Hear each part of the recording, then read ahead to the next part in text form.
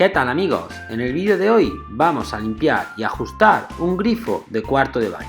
Y las dos cosas que vamos a hacer es limpiar el filtro y la dichosa maneta que con el tiempo pilla holgura y se mueve.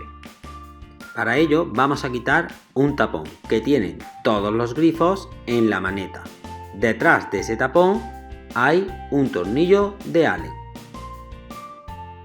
Pues bien, con una llave apretamos el tornillo a la vez que presionamos el pomo hacia abajo para que quede lo más ajustado posible.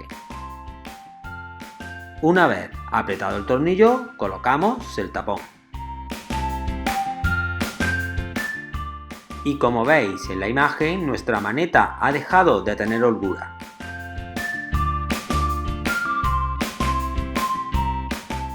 Ahora, el segundo y último paso que hago es quitar el filtro, con la ayuda de una llave inglesa.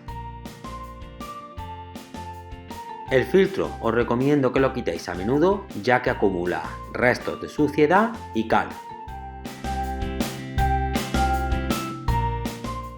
Yo como lo limpio es con ayuda de un cepillo y luego además le echo un poquito de agua fuerte y lo dejo unos minutos para que le quite la poca cal que acumula.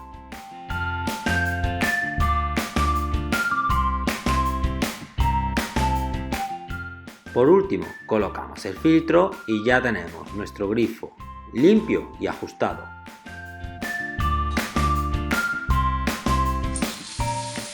Recuerda que todos los viernes subo un vídeo como este, porque pequeñas averías en tu casa siempre salen.